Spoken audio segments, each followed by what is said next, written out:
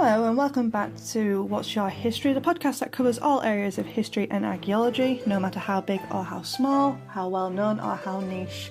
Today's guest was Mackenzie Crompton, and she's talked with us about Victorian mourning, all things to do with Victorian death, tradition, all that wonderful stuff. She is the owner of Shadows of York, and I do hope you enjoy this episode. Hi Mackenzie. Hi Kaylee. So my first question for this really is, what got you into this particular subject? What's got you wanting to talk about this one in particular?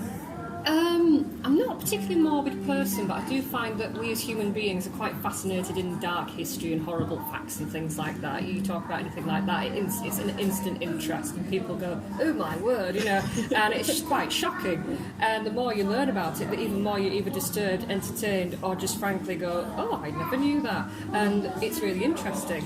So a lot of it was brought on because I actually work at the Castle Museum on the Victorian Street, and because I watched the series Victoria and how she was always in mourning, and I thought, well, in mourning she's always wearing black, but then after looking at photographs and things in the past, I realised lots of people seem to wear black a lot. Was it just the fashion?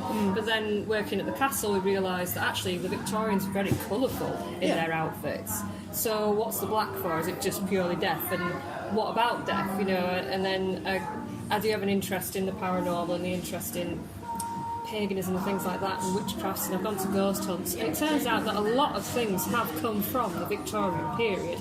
And then sometimes you see disturbing images online that are what we call a memento mori, and what that is photographs of dead people. But that you look at it and think, ugh, why? But for a lot of people, they couldn't afford a photograph, a photo album, except for they'd save up for when they died, and it's a memory. And you'd keep locks of hair, and it turns out that we actually used to make jewellery out of hair, which we do have on display in Epson's in the museum. Yeah, there's a big thing about that as well. Like if you go to the Bronte Parsonage Museum, there's lots of hair jewellery as well, to do with the Bronte sisters when they died as well. There's been hair jewellery. Even when their mother passed away, there was hair jewellery. And in regards to the photographs, it's you do see an awful lot of that Victorian era when they would actually pose them as well. They wouldn't just have them there in the coffin. That's they would literally be, here, sit with Uncle Tommy who died recently. And sometimes they look like they're just asleep, and other times they used to pin their eyes open, which is quite disturbing as well, but cool. The thing is though, that was comforting to them, and we might look at that and go, oh, but actually think about this, when someone's passed away, if you've ever had that in your life so far, you do things, you keep ashes of a pet, some people have gone to go see their loved ones in the chapel of rest, but you've gone to look at a dead person, and you might go to the funeral and request the funeral directors and actually request a lock of their hair. And so and some people walk around. I actually know somebody who has this. They've got little crosses or lockets with ashes in them. So it's not uncommon or unheard of. The thing that we find grim and gross is that it's very much in your face back then. But that's because it was more, I won't say welcome, because death is never welcome, but it's accepted because not necessarily more common, but on the other side of the coin, I am going to say, yes, it was more common because you had more diseases, health and safety wasn't a thing, there was accidents in factories. When I say more diseases, we didn't have probably more, it's just we didn't have the same cures. You had to pay for medicine, so if you couldn't pay for it, you were kind of stuck really, and there was lots of reasons why you died, quite young as well. Infant mortality was terrible because of hygiene and how we fed them and all it, it was terrible. So if you had 10 children, which again was not uncommon, if you survived childbirth yourself, then a good half or more of those would probably die as well. They wouldn't always make it to the age of 5 or 6. That's probably why they had so many, in all fairness, because you still want to pass on that legacy, but that some of them are likely. There's several reasons actually why you had lots of children, and one was legacy, but a lot of it was, particularly if you're poor, even though you've got another mouth to feed, you've got another income. Yes. And also, you're going to hope that one of them might be clever enough to get a decent job, and that because we didn't have a pension scheme, you're going to hope that they're going to be able to afford to look after you in your old age. Yeah. So that was your pension scheme as well, having lots of children. Oh, yay. Yeah. Whereas otherwise, it was just your job to carry on with legacy, as you say. Yeah. And we didn't have TV back then. So people no were bonking all the time. That's exactly it. That's your entertainment, ladies and gents. I'm sure the gentleman won't have any problem with that. Ladies, not so much with pregnancy at the end of it, and a good 30% chance of possible death if you was... Always fun, you know? Yeah, so women would die quite frequently because we didn't have the same medicine, shall we say, to help us through that same process. Yeah. So there's, a lot more death involved. But the other interesting thing is the double standards of mourning with the women and the gents. I'll come to that shortly. And death wasn't reserved just for the rich. Obviously, because death happens to everybody. It happens to everybody. Now, if you're poor, it's my understanding, and I could be corrected, but it's my understanding that unlike the wealthy, you can't change your clothing to suit the mourning period throughout. So I'm going to come into that in a minute. So it was acceptable socially for you to do your best, but you will wear black. Yeah. Also, if you're lower class, you have to work. Yes. So it's socially probably acceptable for you to be working. Yes. Because you have to.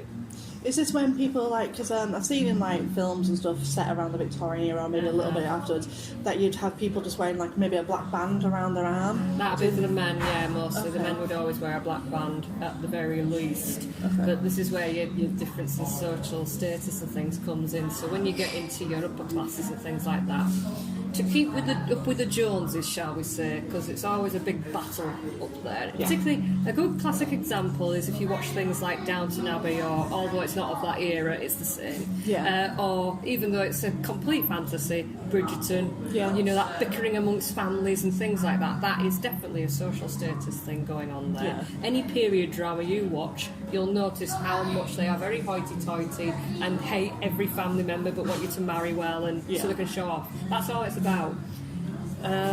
So it's not too dissimilar to the truth, is that? If that's a word. So when in those times there was magazines like The Queen, or I think even today it might still exist, but something called The Lady. Okay. And this would tell you how you should present yourself in society, particularly if you are in those upper classes. So if, let's say, your mother and father die, then you probably give, I think, don't quote me, but I think about a year's mourning. Right, okay. Maybe longer, but that's something to maybe just look up again, because I know there's so many different lengths of time for different family members. Yeah. A child, I think, is definitely just a year. Right. And for a husband, however, that was definitely the longest period. Now, if your husband dies, the king of the house kind of thing, you will mourn for him as a woman. You will mourn for him for 2.5 years. When he first dies, you instantly take yourself away from society. You are not allowed visitors. You don't leave your house except for when you have to. Yes. You will wear a veil over the front. You will not be seen by anybody, and you will wear very plain black clothing, which you'll have probably more than one dress as well. Because if you are out and about, heaven forbid you are seen in the same frock twice. Yeah. And it will be made out of what they call crepe or crepe. It's very plain, dull black colours. Okay. You may probably wear jewellery made out of the hair of your loved one, and you will also cover the windows. No daylight can come into that house. You'll cover the mirrors to stop, because when the person's died, generally speaking, the body is going to be in the house at some point. You don't want the spirit to be trapped inside. That's a superstition. Any photographs of them or anything will be face down as well. So all that is very drab and horrible, and you can't be introduced into society unless you have to go to work. And the only reason why you'd have to go to work if you're upper class is because it's cost you money by this person dying, or the funeral has cost you a lot of money, and also your outfit. After the first year, you could then introduce a little bit of colour, which would be some greys, maybe some plums. a little bit more sparkles on your dresses, and you would wear Whitby Jet as well, Whitby Jet jewellery and things like that. And you may or may not be able to sort of socialise a little bit, but you're not going to go gallivanting to your friend's house to play a game of bridge. And then for the last half year, then you can start definitely getting more reintroduced into society, and wear a little bit more colour, but you still got to wear black. And the reason for that is so that people who saw you in the street would know where you were in your stage of mourning period and whether to approach you or not. Oh, okay. So it's a very lonely business. The only time you could remarry was after that 2.5 years, unless it was going to cost you money and you had children and everything else, and there was a socially acceptable reason why you can remarry, but really that should be no earlier than 6 months unless it's absolutely imperative. But yeah, socially accepted is 6 months.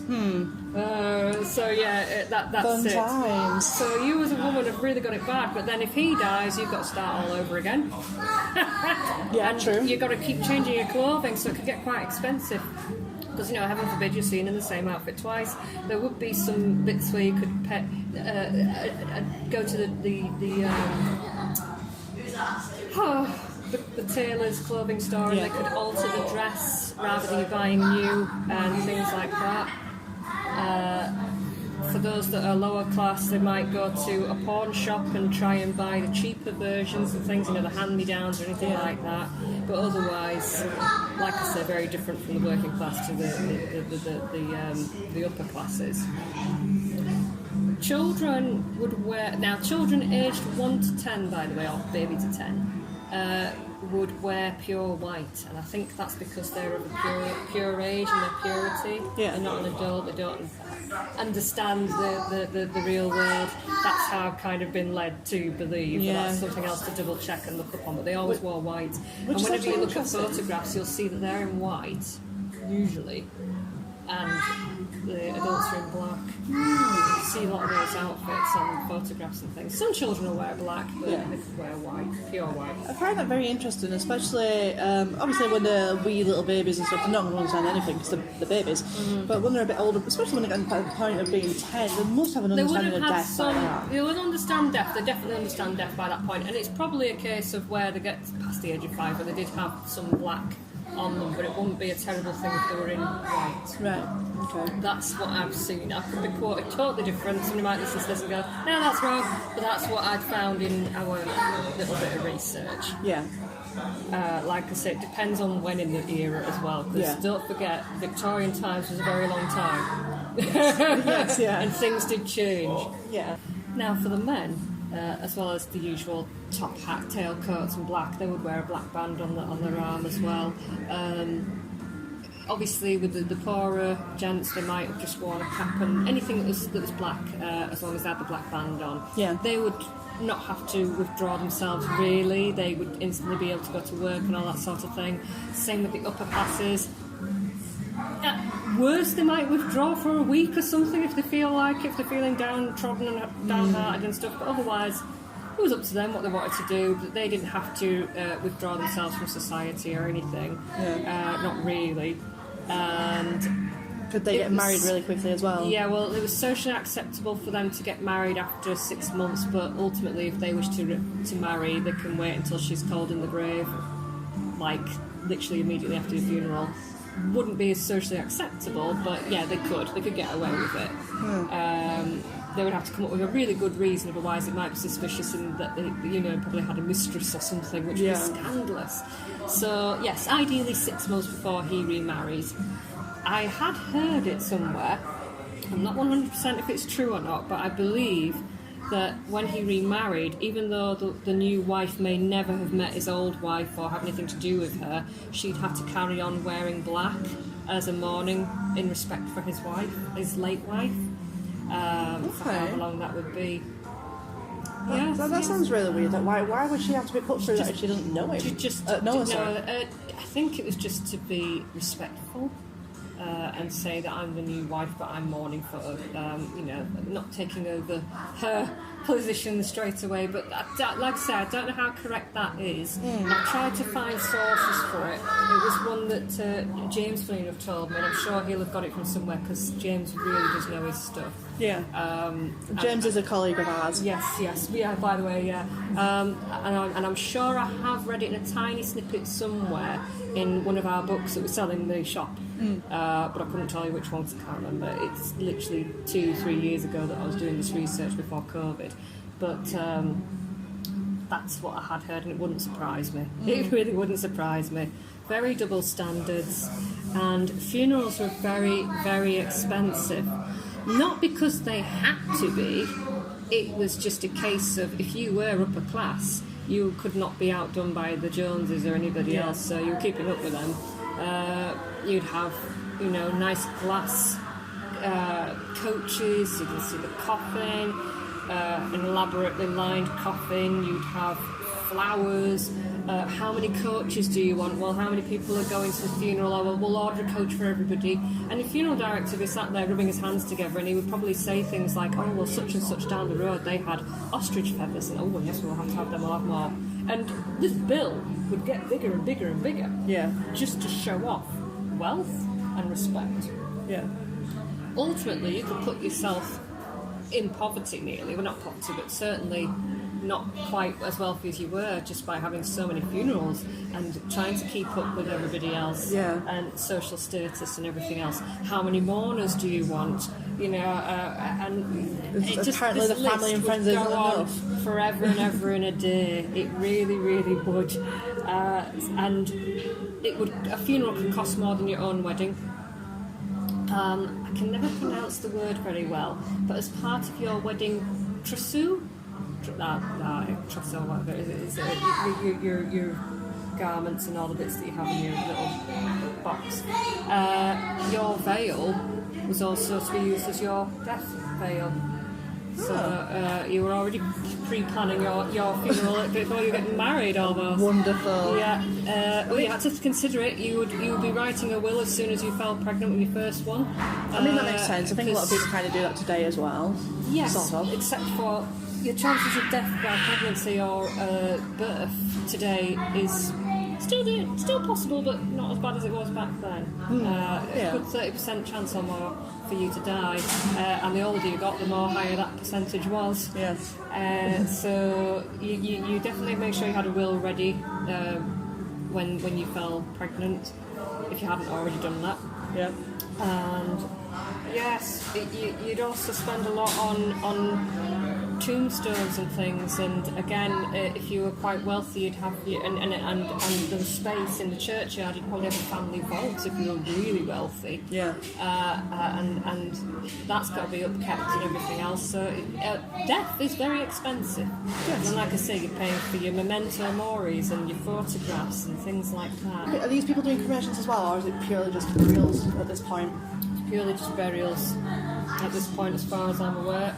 Yeah, burial, and you could have a plot that was for all the family, and usually, and you can do this yourself. You walk around any graveyard that's of age, and you can find plenty of gravestones with several people in one plot. Yeah. If you really do look, and it, as morbid as it is, and sad as it is, you'll see lots of them are one name aged 1. Another name aged 2, another name aged 4, and it goes on and on and on. There's lots of children that have died young, and then a wife, and then eventually the husband, all going into that one plot. Yeah. And it's tragic.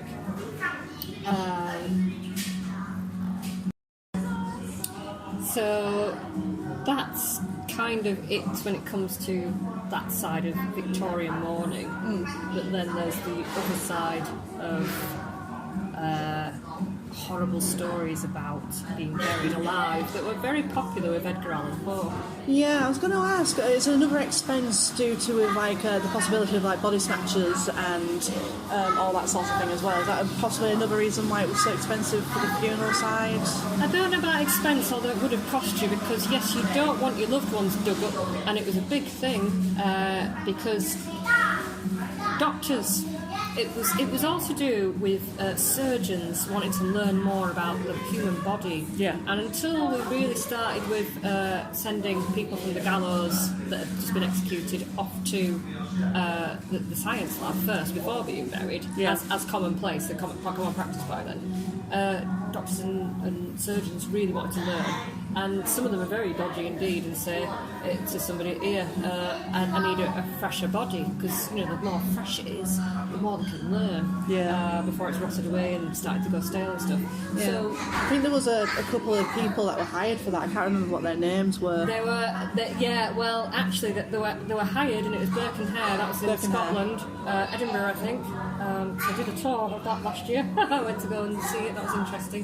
But they weren't just finding bodies that had been newly buried and selling them to the surgeons. They were killing people. They were actually committing murder. Eventually, they did get found out, but they were committing murders, and they won't have been the only ones doing that, but they were the most famous for it. So yes, to stop body snatching. Again, you may find images online, not so many, but people used to get cages to put over the graves, and they'd remain there for several weeks and then be taken away to be used elsewhere. Because once the body's decomposed, nobody wants that body. So they're not going to nick off of it. The only other reason why you might dig up a body is because you might want their dress or their clothes, their jewels, if they've been buried for anything like that. Particularly the wealthy. So, there's lots of money to be made from grave robbery. Well, I noticed that I was watching a documentary recently. I think it was about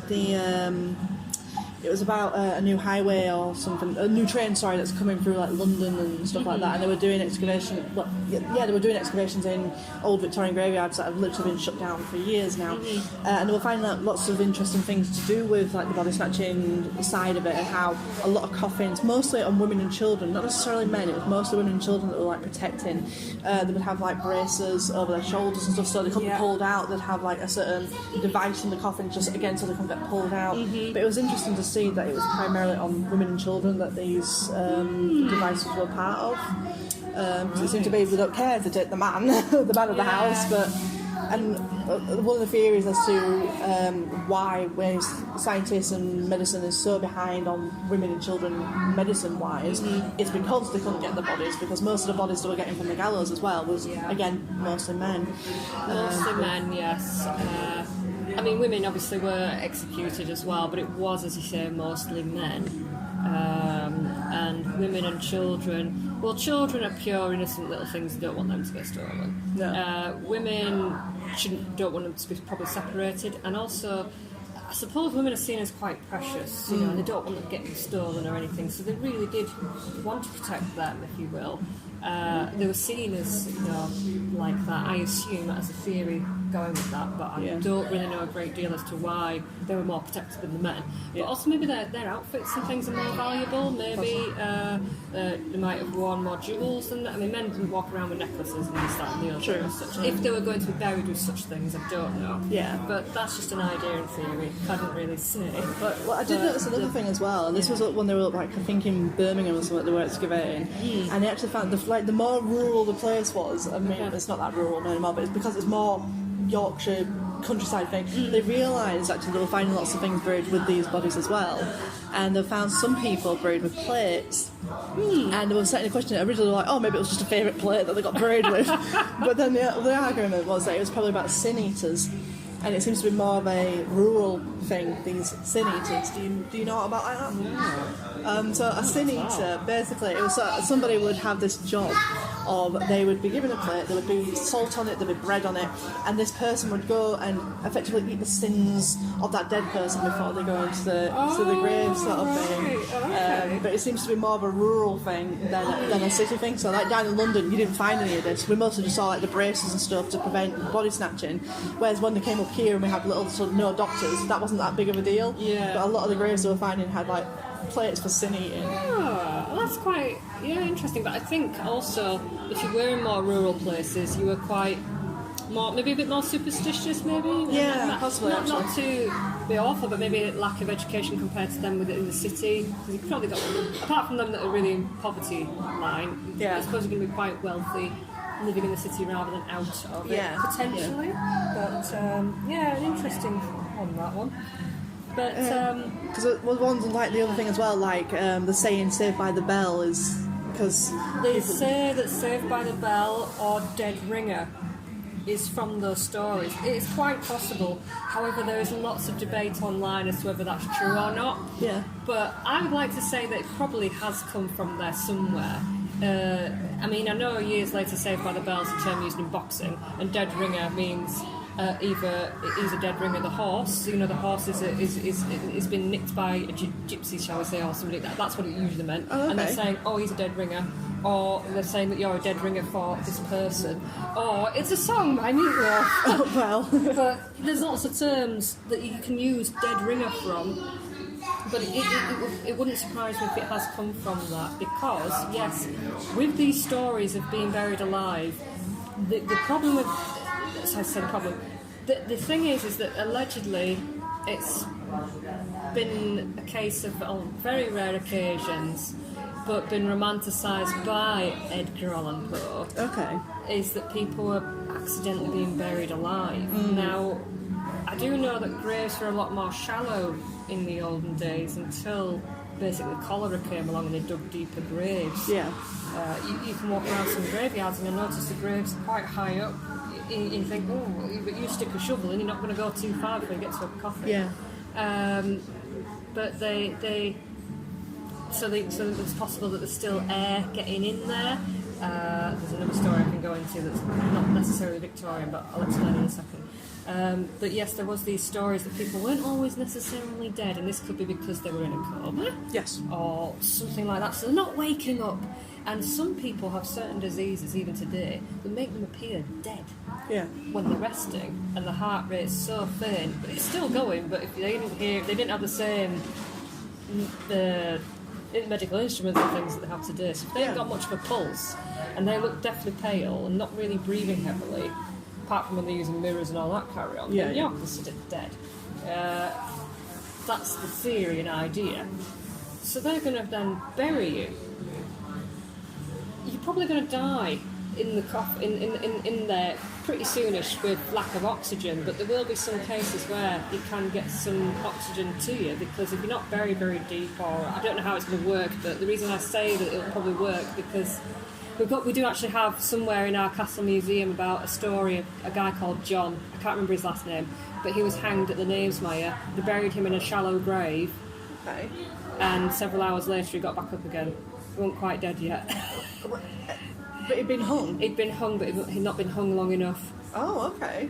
You're going to be hanged for an appointed time, and depending on where the rope sits on your neck, you know, it was just pot luck that he survived. And they brought him back to the castle, or the museum, the debtor's prison, and I think they were going to hang him again, but then the people of York said, no, don't do it. And this is where they think the term Honest John comes from, because he never committed another crime again. Oh, wow. But James, again, and Gareth, you can talk to them about him. They'll tell you all about John. I'm sure his name is John. But that's true. That is actual on record, that he was hung, actually buried. Yeah. Then a couple of hours later or more, somebody was riding along the Knavesmire, which is now Tadcaster Road, saw the earth moving, as is the words used, and helped him dig him out, and he was alive. So yes, people could be buried alive and still live. And so going back to this, sometimes they said that they dug up coffins and found that people weren't laid in the correct position, or they'd sadly found scratch marks on the lids and sides of coffins where people had been clawing trying to get out, and that is horrible, but then made worse by stories by Edgar Allan Poe. And so they created things called a safety coffin, and the most common one is that there'll be a rope filtered into the coffin and an opposite end is attached to a bell, so that anybody doing the graveyard shift, and we joke about it and say, oh, we're doing the graveyard shift today at work, so it's dead. Yeah. But that's what it was. It was somebody looking out for grave robbers, but also to listen out for the bell. And if it rang, like properly ringing, I don't mean blowing in the wind, then the idea is they'll dig you up and let you free. And it was a safety net. Jesus. So that's that idea there. But the other thing that we get completely wrong today is after a funeral today, you will go to something called The wake. Yes. Which tend to have like sandwiches and supposedly remember the person in question and get drunk. Yeah, that's right. And then have a bust up and everything else in some cases. However, it's the wrong way around. You see, when another superstition, and also to make sure that the person is definitely dead, is to have something called a wake. Okay. And what that means is they're going to put you in your coffin, as they would do, and ready for burial, but they're going to leave it in the best room of the house, which is usually the front room or something like that, and leave you there for up to 3 days, because after 3 days you're going to start getting a bit whiffy. And this is like a chapel of rest, if you will, so people can come and see you, come and pay their respects, pay off that debt they didn't pay off, or have like memento mori, because sometimes they're in the coffin or whatever. And then this is also to make sure that you did not awake, which is why it's called awake. Oh. And then you be buried. Okay. So yeah, we get it wrong today. We're going to the wake, but it's not a wake. A wake is before, and that's laying you out in the coffin in the best room of the house to make sure you don't awake. Well, yeah. So what other things have like translated over from that period that we kind of do today or don't do properly today, or what we believe today, or? So some of us, particularly with religion now, unlike back then, everybody went to church every Sunday no matter what. Yeah. Today, who goes to church anymore? It's very rare that you see or you know anybody who does. Yeah. I think that's probably why rock churches have sprung up now, to try and entice younger people to actually go to church and make it more fun, shall we say, and spread the word of God. In my personal opinion, religion is slowly dying. Yeah. It will never totally go, but I think because of our knowledge today of the human body and science, our belief in there being something out there dictating to us how we should live and everything else is slowly disappearing. It will always be there, but it'll never be like it was. Now, back then, the fear of God was a big deal. But also the ideas of heaven and hell, where you're going to go, you focused on the top, the 10 commandments. I said 12. 10 commandments. 12, 10, 12? Is it 12 or is it 10? Oh my goodness, I can't remember. It's the 10 commandments, isn't it? Yeah. Oh my goodness me, I can't remember. I don't know why I said 12. Maybe there's 2 more that turned up and I can't remember. That shows you how religious I am. No, it is the 10 commandments, yes. But you then started to develop beliefs in the spirit world, and the Victorians had this big thing about talking to the dead. So you can see old black and white Victorian short clips and videos of them focusing on spiritualism and ghosts and things like that. And the first sort of ever special effects, if you will, came out there. Yeah. With stock images and things to make stuff look like they were floating in midair. But it was a big deal. Not everybody believed in it, but a lot of people who desperately wanted to talk to their dead loved ones would hire a medium. And that was...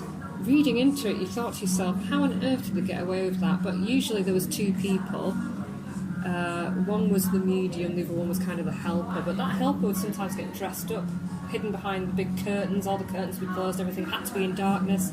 A big crystal ball in the middle, or a Ouija board.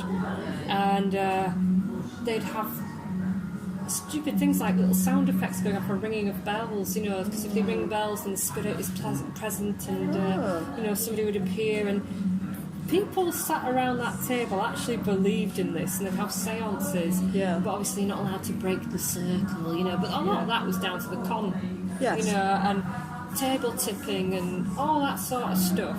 A lot of it was just a con, and yet that has carried on to today. And even today, and I go to ghost hunts and things, table tipping, moving glasses, using a planchette, Ouija boards, all that is still used today, even though a great deal of it is just, it's nonsense in a way. There will be some element of truth to it if you believe in that, and I believe in some parts of it, but a lot of it is down to self-imposed belief and thinking that things are moving and not moving and stuff. Yeah. But I do believe in some energies, and I believe that some certain stuff can work and does work. But I do think there's an awful lot of people that just want it to. And much like, as Darren Brown would point out, you know, it's just you making things work rather than it. But your belief is so prevalent that it's real to you and maybe to those around you as well. But Ouija boards initially were just a board game. And they are sold as so in America a lot. You can get them in a supermarket. Yeah. Whereas here you've got to buy it online and, sign a disclaimer, contacting the dead. Ultimately, anything can be a Ouija board, though. You don't have to go off and buy a specific board. Yeah. Yes, and this is why a lot of your horror movies focus on the Victorian period, because in the Victorian times they suddenly started to get interested in ghost stories. A lot of ghost stories were written in the Victorian period by men and women, although the women weren't always recognised or credited, because, heaven forbid a woman have any imagination and creativity back then. Silly, stupid woman having ideas, but a man like, even Sir Arthur Conan Doyle wrote ghost stories. Charles Dickens was very famous for that. Yes, probably from Christmas Carol, the Haunted Lantern, I think it's called, or the Railway. James knows all of them because he's read them all. But there was lots of stories that he wrote. Yeah, and you can buy books on them and stuff. Yeah, I definitely know about Sir Arthur Conan Doyle because he was a spiritualist, actually, to the point where later on in about 1917, when the Cottonwood fairies were a thing, he wrote a book all about fairies. He liked to believe in those kind of that world. He believed in angels, fairies, demons, all that jazz. He believed in it.